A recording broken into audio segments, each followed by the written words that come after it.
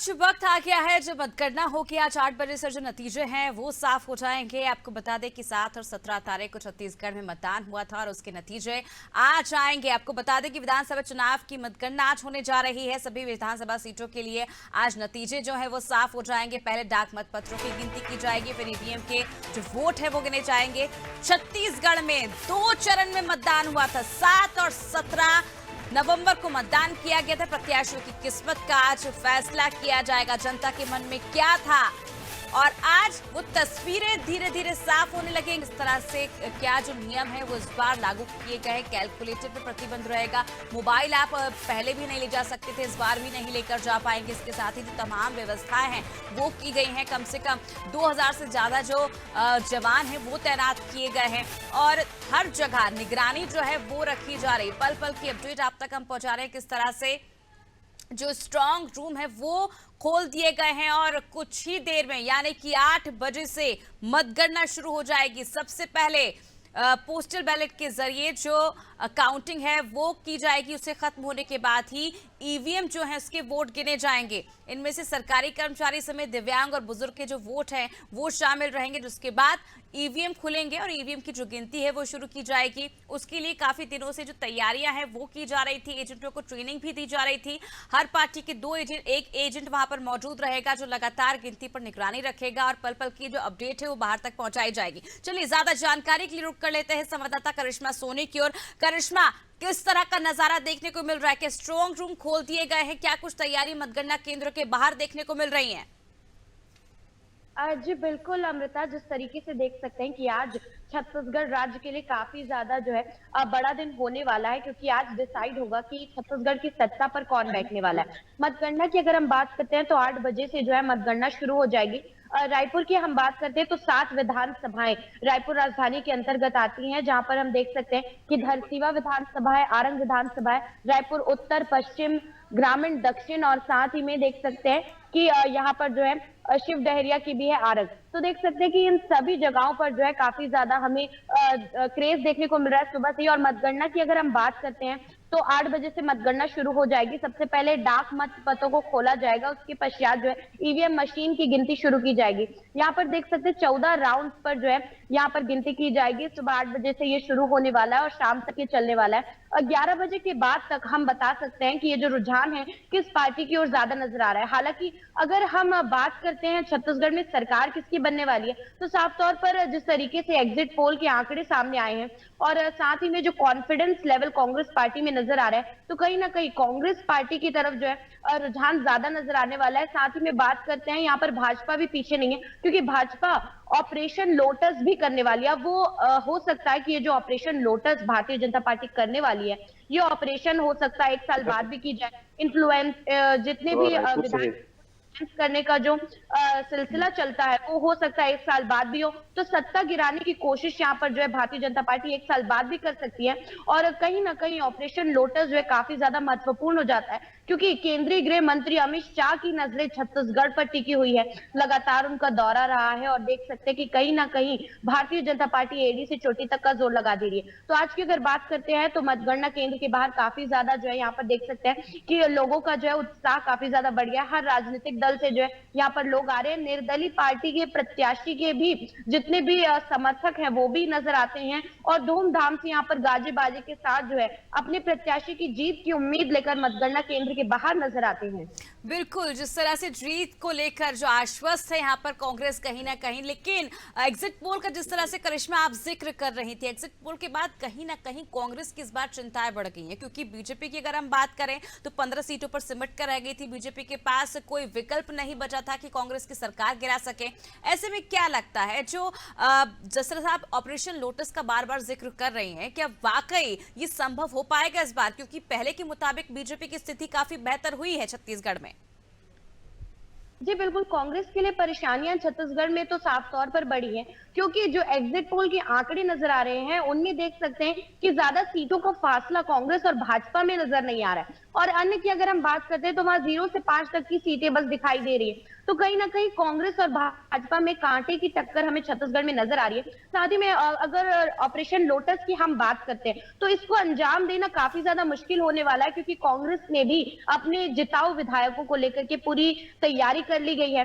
साथ ही में बता दें कि विधायकों को कोई इन्फ्लुएंस ना किया जाए, इसलिए उन्हें एक जगह से दूसरी जगह ले जाया भी जाता है। तो इस तरीके की तमाम चीजें जो है कांग्रेस पार्टी की ओर से जो है कर दी गई हैं और आगे भी नजर आने वाली है। हालांकि अगर भाजपा की बात करते हैं तो भाजपा के जितने बड़े केंद्रीय नेता हैं उनके लगातार दौरे छत्तीसगढ़ में हुए हैं और कहीं ना कहीं छत्तीसगढ़ में उनकी पैनी नजर जो है वो बनी हुई है। इसे लेकर के देख सकते हैं कि केंद्रीय गृह मंत्री अमित शाह का इतनी बार जहां छत्तीसगढ़ में दौरा हुआ है, तो कहीं ना कहीं ऑपरेशन लोटस को लेकर के भारतीय जनता पार्टी गंभीर है और उनका दावा है कि ऑपरेशन लोटस को अंजाम छत्तीसगढ़ में दिया जाएगा और इस बार जो है सरकार भाजपा की बनने वाली, क्योंकि एग्जिट पोल में भी हमने देखा कि ज्यादा फासले नहीं नजर आ रहे। तो ये साफ तौर पर जो है हम कह सकते हैं कि हो सकता है कि इस बार कांग्रेस पार्टी जीतते जीतते भी कहीं ना कहीं पीछे रह जाए।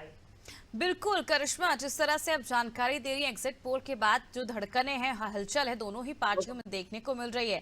हमने देखा था कल किस तरह से कुमारी शैलजा का बयान आया था, उन्होंने कहा था कि कमल नहीं खेलेगा यहाँ पर और यहाँ पर जो कांग्रेस है वो पूरी बहुमत के साथ आएगी। एग्जिट पोल पर भी उन्होंने भरोसा नहीं जताया। दीपक बैज का बयान भी सामने, उन्होंने कहा कि अगले 10 साल तक जो है वो कांग्रेस रहेगी छत्तीसगढ़ में, इतना कॉन्फिडेंस दिखा रही है कांग्रेस। लेकिन अगर दूसरी तरफ अगर देखें तो चार्टर्ड प्लेन की भी तैयारी की जा रही है। ये भी कहा जा रहा है कि जितने भी प्रत्याशी हैं, जैसे ही जीत का सर्टिफिकेट मिलेगा रायपुर इकट्ठा हो जाए और उसके बाद चार्टर्ड प्लेन से बेंगलुरु पहुंचा जाएगा, जहां पर वो सुरक्षित रहेंगे, उन पर निगरानी रखी जाएगी।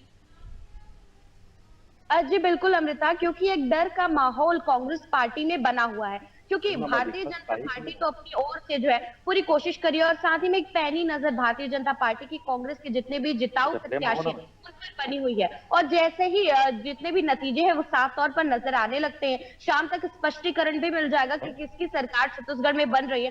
तो कहीं ना कहीं भारतीय जनता पार्टी ने भी अपनी ओर से तैयारी की होगी जितने भी विधायक हैं उनको इन्फ्लुएंस करने की। साथ ही में कई सारी बातें भी आती हैं कि विधायक एक जगह से दूसरी जगह ले जाने के लिए जो है राजनीतिक दल अपनी जो है तैयारियां करता है। कांग्रेस पार्टी अपने जितने भी विधायक हैं जो कि जिताऊ कैंडिडेट्स हैं उनके ऊपर जो है कड़ी निगरानी रखा हुआ है और एक पैनी नजर उन्होंने बना कर रखी हुई है।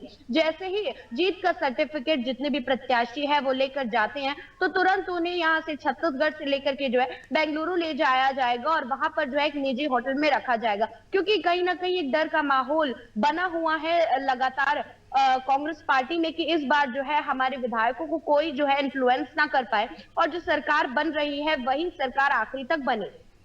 बिल्कुल, लेकिन करिश्मा सवाल ये भी, जिस तरह से निगरानी तो फिलहाल रख ली जाएगी, जिक्र आप कर रही थी कि 1 साल बाद भी जो सरकार है वो गिरा सकती है अगर कांटे की टक्कर देखने को मिलती है। क्या लगता है कि उसके लिए क्या कुछ जो दवा है वो कांग्रेस पार्टी ढूंढ रही है?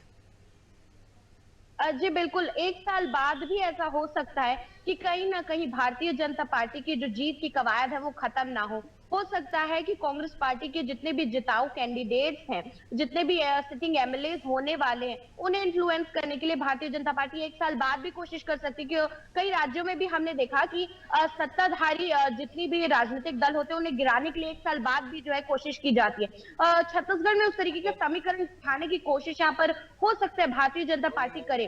और इसकी अगर दवा की अगर हम बात करें तो कांग्रेस पार्टी जो है अपने जितने भी कार्यकर्ता है उन्हें आश्वासन देती नजर आती है, आश्वासित करती नजर आती है कि हम ही सरकार बनाने वाले हैं और किसी भी नेता को जो है एक दल से दूसरे दल जाने की जो है जरूरत नहीं पड़ने वाली है। और कांग्रेस पार्टी ठीक है करिश्मा, आपके पास वापस लौटूंगी मैं। रुक कर लेते हैं जांजगीर चांपा का, जहां से अमित सूर्यवंशी हमारे साथ जुड़े हुए हैं। अमित, क्या कुछ तैयारियां देखने को मिल रही है? क्या स्ट्रांग रूम खोल दिए गए और कितनी देर में जो मतगणना है वो शुरू की जाएगी? क्या कुछ तैयारियां देखने को मिल रही है और क्या कुछ प्रतिबंध लगाया गया इस बार? जी देखिए, जांजगीर चांपा जिले में प्रशासन द्वारा पूरी तैयारी कर ली गई। स्ट्रांग रूम में स्ट्रांग रूम सुबह 7 बजे खुलेगी प्रत्याशियों के सामने और जो गणना की बात है 8 बजे शुरू हो जाएगी। हम सुरक्षा की बात करें तो 200 पुलिसकर्मी स्ट्रांग रूम के पास लगाए गए हैं, जिसमें सीआरपीएफ, आईटीबीपी और डिस्ट्रिक्ट पुलिस की टीम लगी हुई है और पूरे बैरिकेडिंग के साथ वार लगी हुई सुरक्षा को लेकर के। ठीक है, रुक कर लेते हैं रायगढ़ का, जहां पे भूपेंद्र सिंह ठाकुर हमारे साथ जुड़े हुए हैं। भूपेंद्र, क्या कुछ तैयारियां देखने को मिल रही हैं? किस तरह से अगर हम बात करें डायवर्जन किया गया है ट्रैफिक का भी?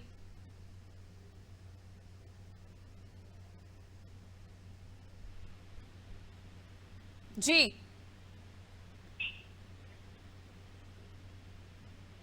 पंकज, मैं आपके पास आना चाहूंगी। जिस तरह से अगर हम बात करें कोंडा गांव की, तो किस तरह की तैयारियां देखने को मिल रही हैं?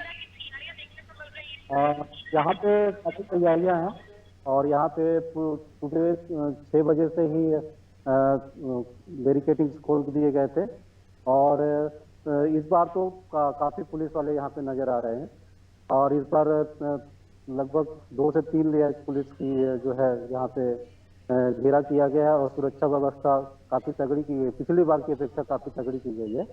और सभी प्रशासन शासन जितने भी कर्मचारी आ रहे हैं सभी के चेकिंग चल रही है और सबको एक एक करके यहाँ पे घुसने दिया जा रहा है। तो इस बार पूरी तरह से कहा जा सकता है कि ये काफी अच्छी व्यवस्था की गई है। ठीक है, बेमित्रा का रुख कर लेते हैं, जहाँ से संजू हमारे साथ जुड़े हुए हैं। संजू, किस तरह की हलचल देखने को मिल रही है इस वक्त? जी, मैं आपको बता दूं कि छत्तीसगढ़ में 2 चरणों में विधानसभा का चुनाव संपन्न हुआ। उसके बाद मतदाता और प्रत्याशी आज इसी दिन का इंतजार कर रहे थे कि जनता जना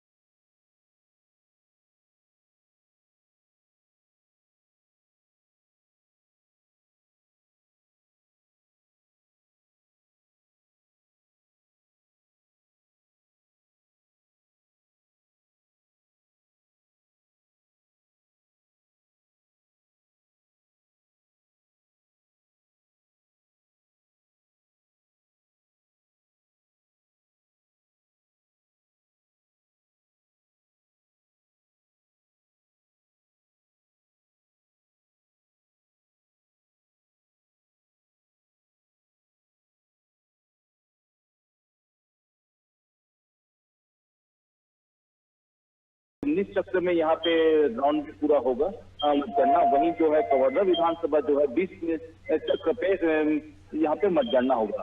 सुरक्षा की दृष्टि से यहाँ पे सभी तरह की व्यवस्था की गई है। साथ ही साथ बिना पास के किसी भी व्यक्ति को अंदर आने नहीं दिया जा रहा है। जिनके पास पास है उन्हीं के पास और यहाँ पे अंदर आने की अनुमति है। साथ साथ सिर्फ मीडिया कर्मी को यहाँ पे मोबाइल अलाउ है, बाकी इसके अलावा किसी भी अधिकारी या कर्मचारी को मोबाइल लाने की अनुमति नहीं है। मैं आपको बता दूं कि हर चक्र यहाँ के जो होगा पहले 7 बजे यहाँ पे जो बैलेट पेपर के जो मतदाता के जो डाक पत्र हैं उसकी पहली गिनती होगी। उसके बाद जो ईवीएम की जो मशीन है उसकी गिनती 8:30 बजे शुरू की जाएगी। प्रत्येक चरण की जो है गिनती होने के बाद ऑब्जर्वर की सिग्नेचर होने के बाद प्रत्येक चरण की जो कितने वोटों से जो मतदाता आगे हैं या पीछे इसकी जानकारी दी जाएगी। बिल्कुल संजू, जिस तरह से मोहम्मद अकबर का आपने जिक्र किया था, एग्जिट पोल सामने आया, उसके बाद क्या कुछ रिएक्शन जो प्रत्याशियों को देखने को मिले? क्योंकि मोहम्मद अकबर की बात करें तो एंटी इनकमेंसी फैक्टर काफी ज्यादा बना था इस बार। मैं आपको बता दूं कि जो 2000 पिछले वर्ष जो है यहाँ पे हिंदू मुस्लिम एक बहुत बड़ा मुद्दा आया हुआ था जिसे भाजपा ने बुलाने की कोशिश की यहाँ पे। वही जो है मोहम्मद अकबर जो अपने विकास कार्यों को लेकर जनता जनाकर नहीं पाते हैं। मैं आपको बता दूं कि जो भाजपा और कांग्रेस दोनों ही सभी वर्गों को साधने के लिए घोषणा पत्र यहाँ पे घोषित किए हैं जिससे सभी वर्गों को साधे। कांग्रेस ने जहां कर्जा माफ को लेकर एक कांग्रेसियों को साधने की कोशिश की है, वहीं भाजपा ने महिलाओं को जो 12,000 महिला वंदन योजना के तहत देने की बात की है उसके लेकर महिलाओं को साधने की है। कबीरधाम जिला जो है एक हाई प्रोफाइल सीट है। मोहम्मद अकबर जो कांग्रेस के कद्दावर नेता कहे जाते हैं, साथ ही साथ वो प्रदेश के मंत्री भी हैं। तो आज देखना ये होगा कि पूर्व की भांति मोहम्मद अकबर जो है 60,000 रिकॉर्ड मतों से जीत पाते हैं या उससे कम होता है। वहीं जो है भाजपा भी अपनी जीत के प्रति आश्वस्त है। भाजपा ने भी यहाँ पे जो है लोगों के बीच अपनी एक साइड बना हुई है। और आपको बता दूं कि जो पूर्व मुख्यमंत्री जो है डॉक्टर रमन सिंह, उसका ये गृह ग्राम है जो 15 साल भाजपा के मुख्यमंत्री रहे हैं। इसका भी एक खासा साफ नजर आएगा। और आपको बता दूं कि यहाँ पे जब चुनाव के दौरान लगातार जो है बड़े नेताओं का यहाँ पे आना हुआ है, और जैसे कि अमित शाह यहाँ पे आए हुए थे, योगी आदित्यनाथ आए हुए थे, अपने पूरे दमखम यहाँ पे लगाए हुए थे। जो प्रदेश के जो 90 विधानसभा सीटों में से एक हाई प्रोफाइल सीट के रूप में कवर्धा विधानसभा को जाना जाता है। बिल्कुल संजू, जिस तरह से पहले हमने छवि देखी थी मोहम्मद अकबर की और उसके बाद 2021 के बाद जो उनकी छवि क्षेत्र में बनी है, क्या लगता है कि उसका फायदा इस बार बीजेपी ले पाएगी? क्योंकि बीजेपी के कई दिग्गज नेता यहाँ पर प्रचार के लिए पहुंचे थे। जी, मैं आपको बता दूं कि जो है सात पहले चरण में कवर्धा विधानसभा और पंडरिया विधानसभा का चुनाव मतदान होता है, जिसमें जो है जनता जनार्दन ने अपने मत का प्रयोग कर दिया। लेकिन अब आने वाले कुछ घंटों बाद में पता चल जाएगा कि जनता जनार्दन किसके साथ है। रही बात मोहम्मद अकबर की, तो मोहम्मद अकबर जो है 15 साल के जो भाजपा के राज के बाद जो यहाँ पे 5 साल जो यहाँ पे मंत्री और विधायक के रूप में अपना जो प्रतिनिधि चुके हैं, उनको लेकर उनका कहना है कि वो विकास कार्यों को लेकर जो कवर्धा विधानसभा क्षेत्र में विकास किए हैं, उनको लेकर जनता जनार्दन के पास गए हैं और उन्होंने अपने जीत के प्रति आश्वस्त किया है। साथ ही साथ बता दूं कि यहाँ पे भाजपा कांग्रेस के अलावा आम आदमी पार्टी से लोहारा के खड़ग राज सिंह जो प्रत्याशी थे, वो भी एक लोहारा क्षेत्र के एक राजा माने जाते हैं। साथ ही साथ आदिवासी बैगा समाज से हैं, तो ये भी एक बड़ा इफेक्ट पड़ेगा कि आदिवासी समाज, जो बैगा आदिवासी समाज है, वो किस ओर करवट बदलती है, भाजपा, कांग्रेस और आम आदमी पार्टी। यहाँ पे मुकाबला जो है बड़ा दिलचस्प है। यहाँ पे कांटे की टक्कर कही जा रही है लोगों के द्वारा, लेकिन अब आने वाला समय ही बता पाएगा कि जनता जनार्दन ने किसको अपने बिल्कुल संजू, मानना बिल्कुल कहना जल्दबाजी होगी, क्योंकि जो तस्वीरें हैं वो धीरे धीरे साफ होना शुरू हो जाएंगी। 8 बजे से मतगणना शुरू होगी। करिश्मा, आपके पास वापस लौटना चाहूंगी। जिस तरह से हम जिक्र कर रहे थे लगातार एग्जिट पोल्स का, अगर हम बात करें टीएस सिंहदेव की, हालांकि वो नाराजगी मतदान के बाद एक बार जता चुके हैं। वो कह चुके हैं कि अगर इस बार सीएम नहीं बनाए तो अगला चुनाव लड़ने की जो आवश्यकता है वो नहीं पड़ेगी, कोई जरूरत नहीं होगी, कोई मतलब नहीं रहेगा। इनके इस बयान का क्या कुछ जो मतलब है वो निकाला जाएगा? क्योंकि हमने देखा है कहीं ना कहीं हॉर्स ट्रेडिंग का जो डर है लगातार कांग्रेस पार्टी में बना हुआ है, भले ही वो सामने आकर इस चीज को एक्सेप्ट ना करे। हालांकि बार बार यही कहा गया सीएम भूपेश बघेल की ओर से भी कि 75+ जो है वो लेकर आने वाली छत्तीसगढ़ में, छत्तीसगढ़ की जनता पर भरोसा। लेकिन एग्जिट पोल सामने आने के बाद कहीं ना कहीं दिल की धड़कनें कांग्रेस में काफी ज्यादा तेज हो गई हैं।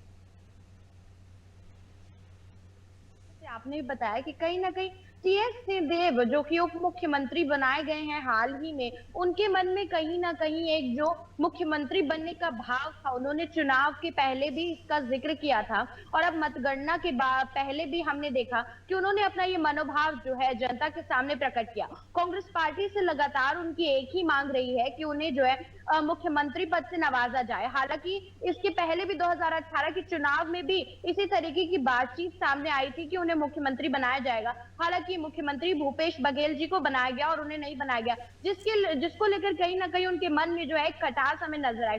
साथ ही में उसके बाद भी देखा गया कि चुनाव के 3 महीने पहले ही उन्हें उप मुख्यमंत्री बनाया गया, जिसका वो भी जो है मतलब सही से नहीं निकाल पाए। इस बार भी उन्होंने जो है अपना मनोभाव प्रकट किया और उन्होंने कहा कि अगर मुझे मुख्यमंत्री नहीं बनाया जाता है तो आगे चुनाव लड़ने की कोई आवश्यकता, कोई उद्देश्य उन्हें नहीं नजर आ रहा है। इसका साफ तौर पर मतलब निकाला जा सकता है कि उन्हें इस बार 2023 के विधानसभा चुनाव के बाद जो है मुख्यमंत्री बनने की जो आशा है उनके मन में जगी हुई है।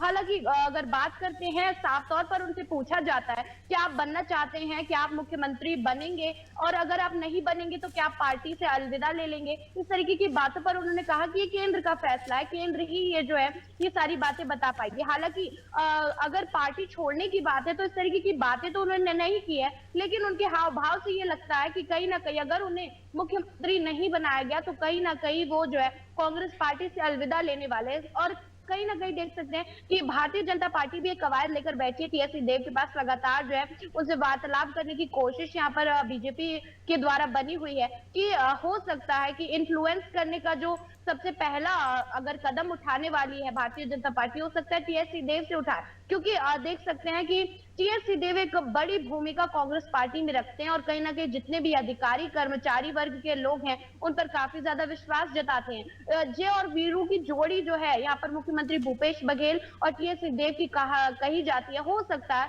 कि इस चुनाव के बाद जो है उस जोड़ी में कहीं ना कहीं एक दरार हमें नजर आए। बिल्कुल, कहीं न कहीं जो दरार है वो हमने पहले भी देखी थी। हालाँकि चुनाव जैसे ही नज़दीक आने लगे थे तो जय वीरों की जोड़ी एक बार फिर यहाँ पर साथ नज़र आई थी। लेकिन जैसे ही मतदान हुआ उसके बाद कहीं न कहीं एक बार फिर जो है वो हमने यहाँ पर देखी तकरार, कहीं न कहीं एक प्रेशर पॉलिटिक्स जो है वो भी देखने को मिला। जांजगीर चांपा से हमारे साथ जुड़े हुए हैं अमित। अमित, अगर हम बात करें जांजगीर चांपा की तो प्रत्याशियों के क्या कुछ रिएक्शन सामने आए हैं एग्जिट पोल के बाद? जी, जांजगीर चांपा जिले में हम बात करें तो 3 विधानसभा क्षेत्र है जिसमें कुल 46 प्रत्याशी हैं।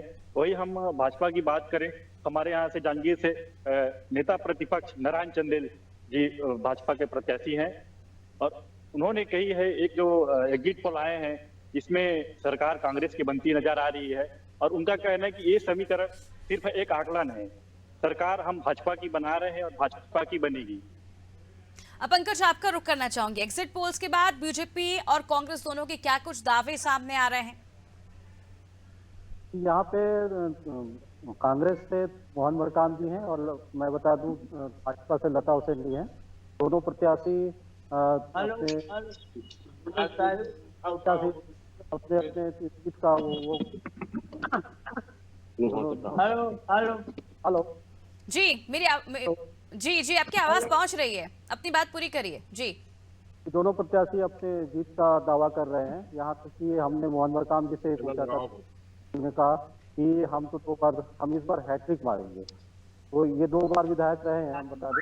इलेक्शन नहीं लगे हैं ना का ये दे करना ये लगे हल्ला करना नहीं पहुंच चालू है। और लता हुसैन जी कह रही है कि इस बार हम लोगों का जो है LIB रिपोर्ट के अनुसार यहाँ पे हेलो जी, चलिए बहुत बहुत शुक्रिया आप सभी का हमसे जुड़ने के लिए। पल पल की अपडेट हम लगातार पहुंचा रहे हैं अपने दर्शकों तक। मध्य प्रदेश की हमने जिक्र किया, छत्तीसगढ़ का हमने जिक्र किया, हमने बात करी संवाददाताओं से जहां उनका ये कहना है कि इस बार कांटे की टक्कर जो है दोनों ही राज्यों में देखने को मिल रही है। लेकिन 8 बजे से जब मतगणना शुरू होगी तो देखने वाली बात होगी किस तरह से रुझान जो है वो धीरे धीरे सामने आते जाएंगे और 12-1 बजे तक तस्वीरें लगभग साफ हो जाएंगी। जो वादे दावे पार्टियों की ओर से किए जा रहे थे एग्जिट पोल के बाद, कहीं ना कहीं दोनों ही तरफ कहीं निराशा है तो कहीं ना कहीं उत्साह भी देखने को मिल रहा है। लेकिन अब देखना होगा एग्जिट पोल कितने सटीक साबित होते हैं, कितने सही साबित होते हैं और ये आज स्पष्ट हो जाएगा, जिसका इंतजार पिछले कई दिनों से किया जा रहा है। रुकते हैं एक छोटे से ब्रेक के लिए, जल्द वापस लौटेंगे।